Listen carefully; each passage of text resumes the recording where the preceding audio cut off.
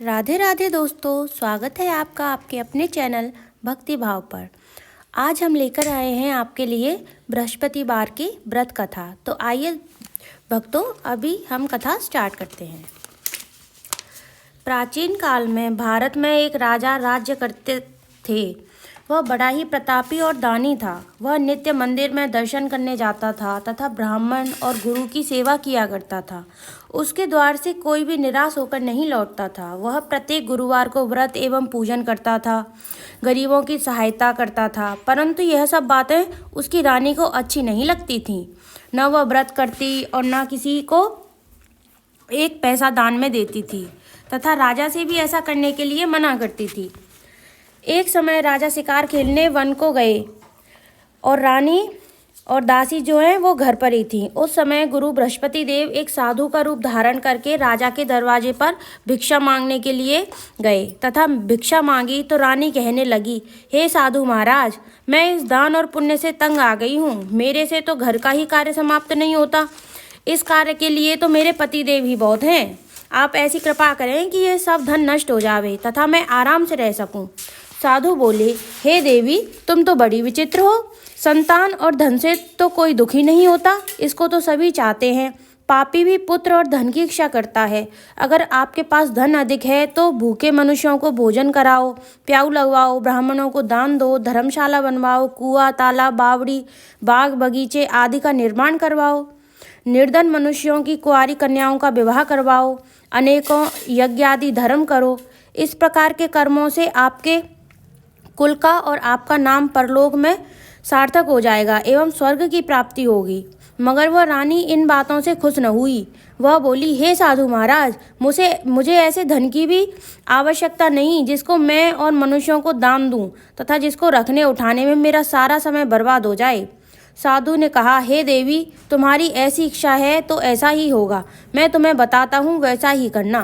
बृहस्पतिवार के दिन घर को गोबर से लीपना, अपने केसों को धोना, केसों को धोते समय स्नान करना, राजा से कहना कि वह हजामत बनवाए, भोजन में मांस मदिरा खाना, कपड़े धोबी के यहाँ धुलने डालना। इस प्रकार 7 बृहस्पतिवार करने से तुम्हारा सब धन नष्ट हो जाएगा। ऐसा कहकर वह साधु महाराज वहाँ से अंतर्ध्यान हो गए। रानी ने साधु के कहे अनुसार वैसा ही किया। 3 बृहस्पतिवार ही बीते थे कि उसका समस्त धन नष्ट हो गया और वह भोजन के लिए दोनों समय तरसने लगे, सांसारिक भोगों से दुखी रहने लगे। तब वह राजा रानी से कहने लगा कि रानी, तुम यहाँ पर रहो, मैं दूसरे देश को जाता हूँ, क्योंकि यहाँ पर मुझे सभी मनुष्य जानते हैं, इसीलिए कोई कार्य भी नहीं कर सकता। देश चोरी परदेश भीख बराबर है। ऐसा कहकर राजा परदेश चला गया। वहाँ जंगल जाता और लकड़ी काट कर लाता तथा शहर में बेचता। इस तरह से वह अपना जीवन व्यतीत करने लगा। इधर राजा के घर रानी और दासी दुखी रहने लगी। किसी दिन भोजन और किसी दिन जल पीकर ही रह जाती। एक समय रानी और दासी को 7 दिन बिना भोजन के व्यतीत हो गए। तो रानी ने अपनी दासी से कहा, हे दासी, यहाँ पास ही के नगर में मेरी बहन रहती है। वह बड़ी धनवान है। उसके पास जा और वहाँ से 5 सेर बेझर मांग ला, जिससे कुछ समय के लिए गुजर हो जाएगी। इस प्रकार रानी की आज्ञा मानकर दासी उसकी बहन के पास गई। रानी की बहन उस समय पूजन कर रही थी, क्योंकि उस रोज बृहस्पतिवार का दिन था। जब दासी ने रानी की बहन को देखा और उससे बोली, हे रानी, मुझे तुम्हारी बहन ने भेजा है, मेरे लिए 5 सेर बेझर दे दो। इस प्रकार दासी ने अनेक बार कहा, परंतु रानी की बहन ने कोई उत्तर नहीं दिया, क्योंकि वह उस समय बृहस्पतिवार की व्रत कथा सुन रही थी। इस प्रकार दासी को किसी प्रकार का उत्तर नहीं मिला तो वह बहुत दुखी हुई एवं क्रोध भी आया। परंतु वह बिना कुछ कहे लौटकर अपनी रानी के पास आ गई और बोली, हे रानी, तुम्हारी बहन तो बहुत घमंडी है। वो छोटे लोगों से बात भी नहीं करती, इसलिए उसने मेरी बात का कोई उत्तर नहीं दिया, तो मैं वापस चली आई। रानी बोली, हे दासी, इसमें उसका कोई दोष नहीं है। जब बुरे दिन आते हैं तब हमारा कोई सहारा नहीं होता। अच्छे बुरे का पता आपत्ति काल में ही लगता है। अब जो भी ईश्वर की इच्छा होगी वही होगा। यह सब हमारे भाग्य का दोष है। इधर उस रानी ने देखा कि मेरी बहन की दासी आई थी, परंतु उससे मैं बोली नहीं तो वह बहुत दुखी हो गई होगी।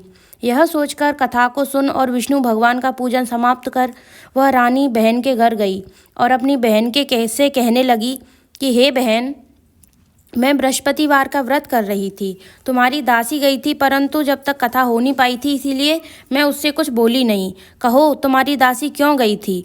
रानी बोली, बहन, हमारे अनाज नहीं था। वैसे तुमसे कोई बात छिपी नहीं है, इस कारण मैंने अपनी दासी को तुम्हारे पास 5 सेर बेजल लेने के लिए भेजा था। रानी बोली, बहन, बृहस्पति भगवान सभी मनोकामना पूर्ण करते हैं। देखो, शायद तुम्हारे घर में अनाज रखा हो। इस प्रकार का वचन जब रानी ने सुना तो वह घर के अंदर गई और वहाँ उसे एक घड़ा बेजर का मिल गया। तब वह रानी और दासी बहुत खुश हुई और दासी कहने लगी, हे रानी, देखो, वैसे हमको जब नहीं मिलता तो हम रोज ही व्रत करते हैं। अगर इनसे बृहस्पतिवार व्रत की विधि और कथा पूछ ली जाए तो हम उसे भी किया करेंगे। तब रानी ने अपनी बहन से पूछा कि हे बहन, बृहस्पतिवार के व्रत की कथा कैसे है तथा यह व्रत कैसे करना चाहिए?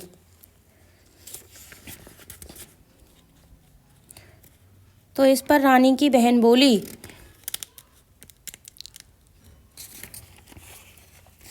बृहस्पतिवार के व्रत में चने की दाल, मुनक्का से विष्णु भगवान का केले की जड़ में पूजन करें तथा दीपक जलाएं, पीला भोजन करें, कहानी सुनें।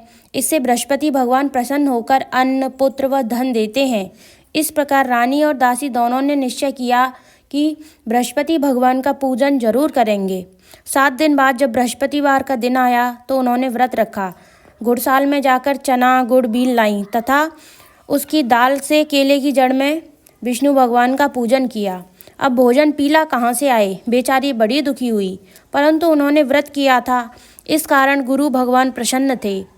तो 2 थाली में सुंदर पीला भोजन लेकर एक साधु के रूप में उनके द्वार पर आए और बोले, हे दासी, तुम्हारे और रानी के लिए भोजन है, तुम दोनों कर लेना।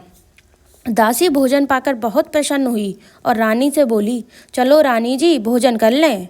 रानी को इस विषय में कुछ पता नहीं था, इसलिए वह दासी से बोली, तू ही भोजन कर, क्योंकि तू हमारी व्यर्थ में ही हंसी उड़ा रही है।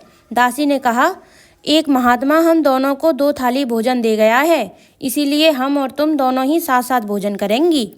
इस प्रकार रानी और दासी दोनों ही गुरु भगवान को नमस्कार कर भोजन प्रारंभ किया तथा अब वह प्रत्येक बृहस्पतिवार को गुरु भगवान का व्रत और विष्णु भगवान का पूजन करने लगीं। बृहस्पति भगवान की कृपा से फिर रानी और दासी के पास धन हो गया। रानी फिर उसी प्रकार आलस्य करने लगी। तब दासी बोली, रानी, तुम पहले ही अपने आलस्य के कारण सारा धन नष्ट कर चुकी हो। अब गुरु भगवान ने कृपा करी है, धन मिला है, तो तुम्हें फिर आलस्य नहीं करना चाहिए। बड़ी मुसीबतों के बाद हमने यह धन पाया है, इसीलिए हमें दान पुण्य करना चाहिए। तब रानी ने दासी की बात सुनी और इसी प्रकार कर्म करने प्रारंभ किए। रानी ने प्याऊ लगवाए, ब्राह्मणों को दान दिया, कुएं, तालाब, बावड़ी आदि का निर्माण कराया, मंदिर, पाठशाला बनवाए, कुंवारी कन्याओं का विवाह किया। इस सब से उनका यश फैलने लगा। एक दिन रानी और दासी विचार करने लगीं कि न जाने राजा किस प्रकार होंगे, उनकी कोई खबर नहीं है। तब गुरु भगवान से उन्होंने प्रार्थना की। भगवान ने रात्रि में राजा को स्वप्न में कहा, हे राजा, उठ, तेरी रानी तुझको याद कर रही है, अपने देश को जाओ।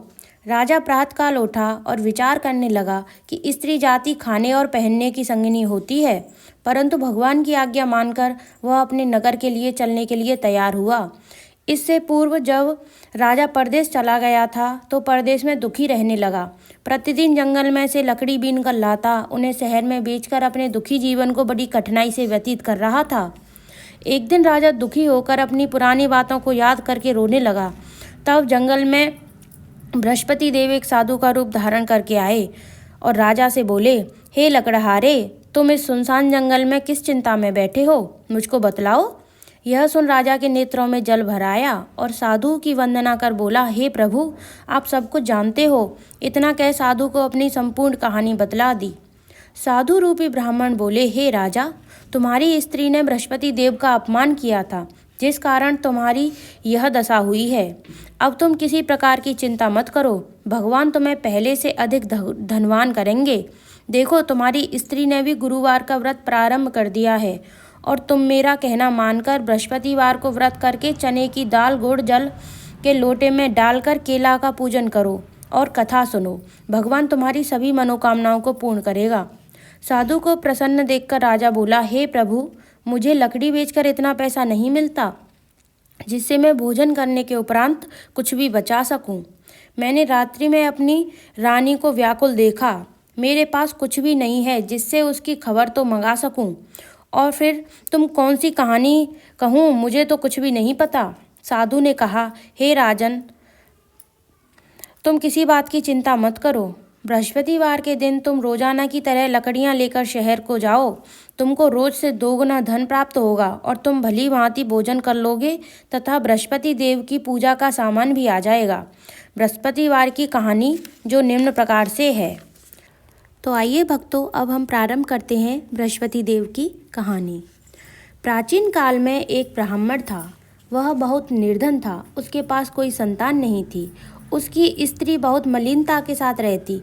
वह न स्नान करती, न किसी देवता का पूजन करती। प्रातःकाल उठते ही सर्वप्रथम भोजन करती और बाद में अन्य कार्य करती। इससे ब्राह्मण देवता बड़े दुखी थे।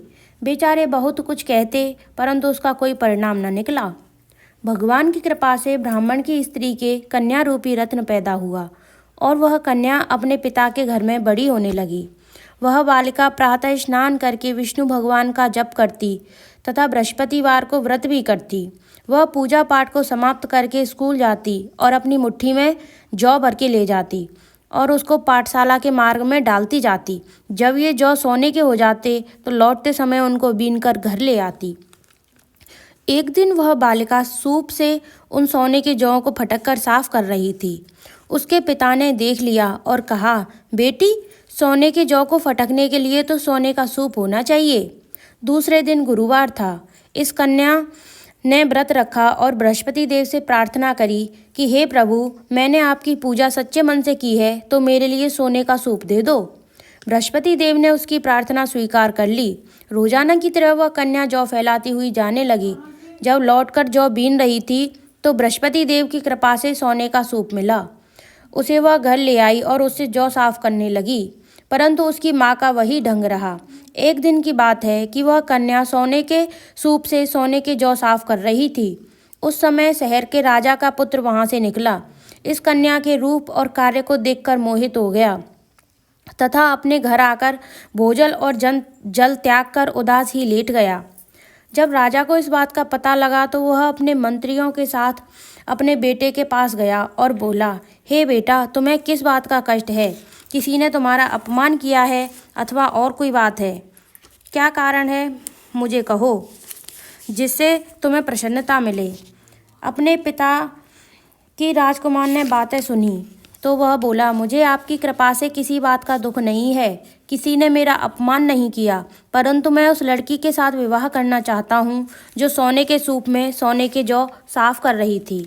यह सुन राजा आश्चर्य में पड़ गया और बोला, हे बेटा, इस तरह कन्या का पता तुम ही लगवाओ। मैं उसके साथ तेरा विवाह अवश्य ही करवा दूंगा।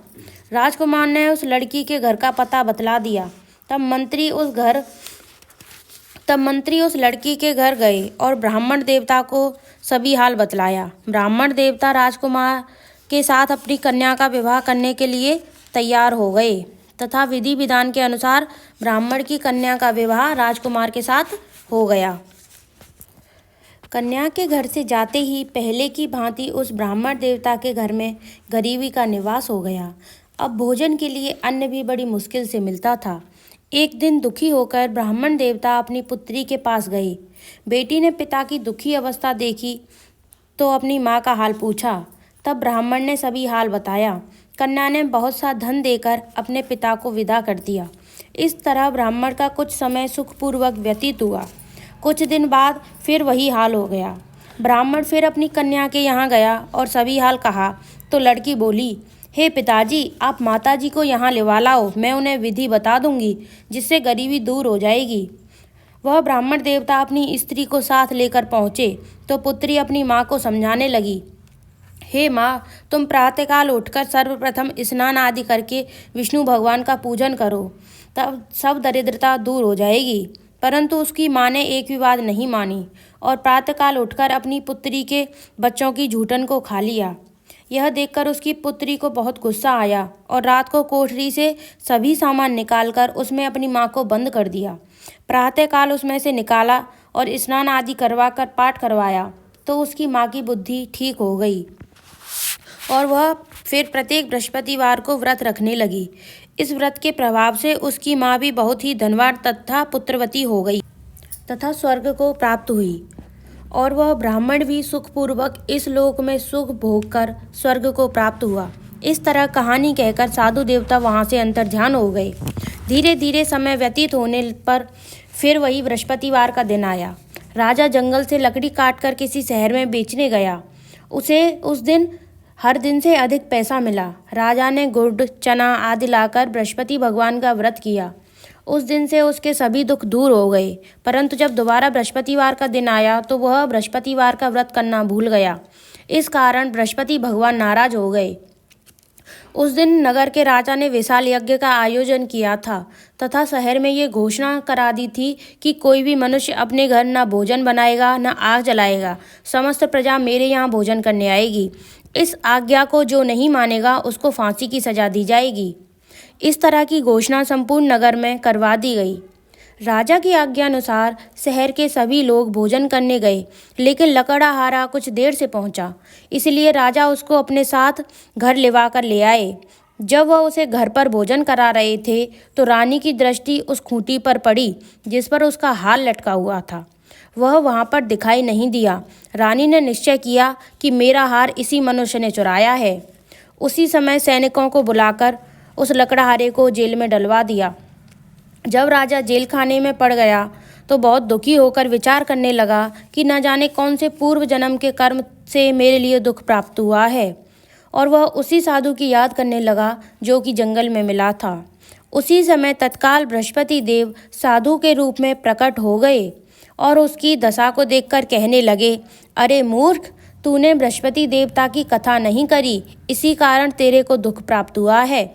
अब चिंता मत कर, बृहस्पतिवार के दिन जेल खाने के दरवाजे पर तुझे पैसे पड़े मिलेंगे। उनसे तू बृहस्पति देव की पूजा करना, तेरे सभी कष्ट दूर हो जाएंगे। बृहस्पतिवार के रोज उसे रुपए पड़े मिले। राजा ने कथा कही। उसी रात्रि को बृहस्पति देव ने उस नगर के राजा को स्वप्न में कहा, हे राजा, तुमने जिस आदमी को जेल खाने में बंद कर दिया है वह निर्दोष है। वह राजा है, उसे छोड़ देना। रानी का हार उसी खूंटी पर लटका हुआ है। अगर तू ऐसा नहीं करेगा तो मैं तेरे समस्त राज्य को नष्ट कर दूंगा। इस तरह के रात्रि स्वप्न को देखकर राजा प्रातःकाल उठा और खूंटी पर हार को देखकर लकड़हारे को बुलाकर क्षमा मांगी तथा राजा के योग्य सुंदर वस्त्र आभूषण देकर विदा किया।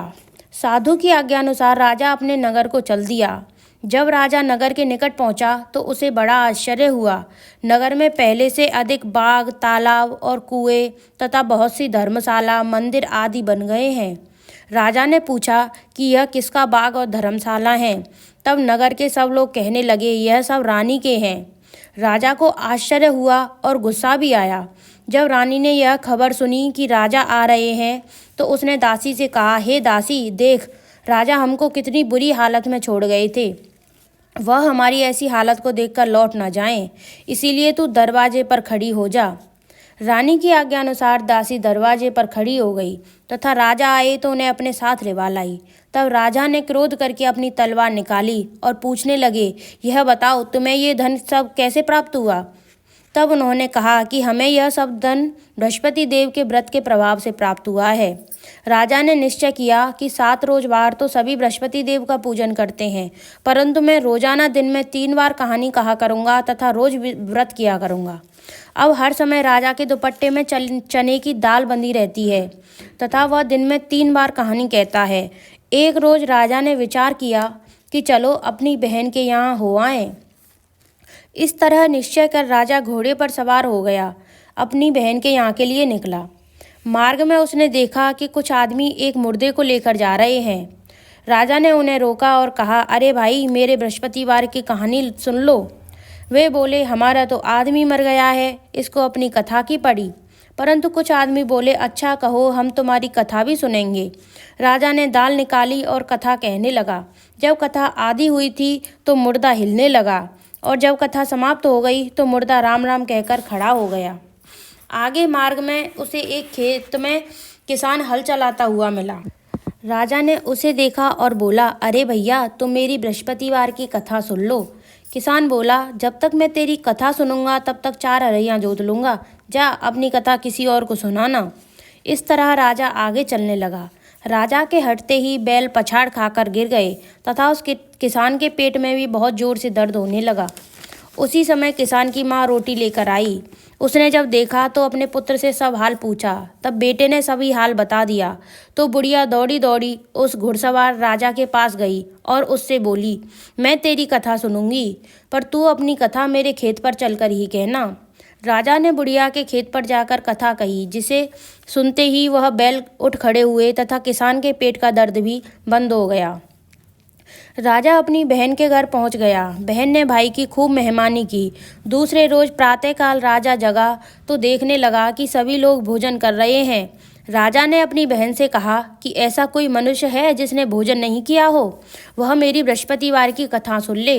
बहन बोली, हे भैया, यह देश ऐसा ही है, पहले यहाँ सब लोग भोजन करते हैं, बाद में अन्य कार्य। अगर कोई पड़ोस में हो तो देख आऊं। ऐसा कहकर वह चली गई, परंतु उसे कोई व्यक्ति नहीं मिला जिसने भोजन नहीं किया हो। अंत में वह एक कुम्हार के घर गई जिसका लड़का बीमार था। उसे मालूम हुआ कि उसके यहाँ 3 रोज से किसी ने भोजन नहीं किया। रानी ने अपने भाई की कथा सुनने के लिए कुम्हार से कहा तो वह तैयार हो गया। राजा ने उसके यहाँ जाकर बृहस्पतिवार की कथा कही, जिसको सुनकर उसका लड़का ठीक हो गया। अब तो राजा की प्रशंसा होने लगी। एक रोज राजा ने अपनी बहन से कहा कि हे बहन, हम अपने घर को जाएंगे, तुम भी तैयार हो जाओ। राजा की बहन ने अपनी सास से पूछा तो सास बोली, हाँ चले जा, परंतु अपने लड़कों को मत ले जाना, क्योंकि तेरे भाई की कोई औलाद नहीं होती। बहन ने अपने भैया से कहा, हे भैया, मैं तो चलूंगी, परंतु कोई बालक नहीं जाएगा। राजा बोला, जब कोई बालक नहीं चलेगा तो तुम ही चलकर क्या करोगी। बड़े दुखी मन से राजा अपने नगर को लौट आया। राजा ने अपनी रानी से कहा, हम निर्वंशी राजा हैं, हमारा मुंह देखने का धर्म नहीं है, और इस उदासी के कारण उसने कुछ भोजन भी नहीं किया। रानी बोली, हे स्वामी, बृहस्पति देव हमें औलाद अवश्य देंगे। उसी रात को बृहस्पति देव ने राजा के स्वप्न में आकर कहा, हे राजा, उठ, सोच को त्याग दे, तेरी रानी गर्भ से है। 9वें महीने में उसके गर्भ से एक सुंदर पुत्र पैदा होगा। तब राजा बोला, हे रानी, स्त्री बिना भोजन के रह सकती है, बात बिना कहे नहीं रह सकती। जब मेरी बहन आए तो तुम उससे कुछ कहना मत। जब राजा की बहन ने यह शुभ समाचार सुना तो वह बहुत खुश हुई तथा बधाई लेकर अपने भाई के यहाँ आई। तभी रानी ने कहा, घोड़ा चढ़कर तो नहीं आई, गधा चढ़ी आई। राजा की बहन बोली, भाभी, मैं इस प्रकार न कहती तो तुम्हें संतान कैसे मिलती। बृहस्पति देव ऐसे ही हैं, जैसी जिसके मन में मनोकामनाएं होती हैं वैसी सभी को पूर्ण करते हैं। जो सद्भावना पूर्वक कथा पढ़ता है एवं सुनता है तथा दूसरों को सुनाता है, बृहस्पति देव उसकी सभी मनोकामनाएं पूर्ण करते हैं तथा उनकी सदैव रक्षा करते हैं। संसार में जो मनुष्य सद्भावना से गुरु भगवान का पूजन व्रत सच्चे हृदय से करते हैं तो उनकी सभी मनोकामनाएं पूर्ण होती हैं। जैसे सच्ची भावना से राजा और रानी ने उनकी कथा का गुणगान किया तो उनकी सभी इच्छाएं बृहस्पति देव जी ने पूर्ण की। इसीलिए सबको कथा सुनने के बाद प्रसाद लेकर जाना चाहिए। हृदय से उनका मनन करते हुए जयकारा बोलना चाहिए। बोलो बृहस्पति देव भगवान की जय। श्री बृहस्पति देव जी की आरती। ओम जय बृहस्पति देवा, स्वामी हर बृहस्पति देवा। छिन छिन भोग लगाऊं, छिन छिन भोग लगाऊं, कदली फल मेवा। ओम जय बृहस्पति देवा, तुम पूरण परमात्मा, तुम अंतर्यामी, स्वामी तुम अंतर्यामी। जगत पिता जगदीश्वर, जगत पिता जगदीश्वर, तुम सबके स्वामी। ओम जय बृहस्पति देवा। निज निर्मल सब पातक हरता। स्वामी सब पातक हरता। सकल मनोरथ दायक सकल मनोरथ दायक कृपा करो भरता। ओम जय बृहस्पति तन मन धन अर्पण कर जो जन शरण पड़े। स्वामी जो जन शरण पड़े। प्रभु प्रकट तब हो कर प्रभु प्रकट तब हो कर आकर द्वार खड़े। ओम जय बृहस्पति देव दीन दयाल दयानिधि भक्तन हितकारी। स्वामी भक्तन हितकारी। पाप दोष सब हरता पाप दोष सब हरता भव बंधन हारी। ओम जय बृहस्पति देवा सकल मनोरथ दायक सब संशय तारो। स्वामी सब संशय तारो। विषय विकार मिटाओ विषय विकार मिटाओ संतन सुखकारी। ओम जय बृहस्पति देवा जो कोई आरती तेरी प्रेम सहित गावे। स्वामी प्रेम सहित गावे।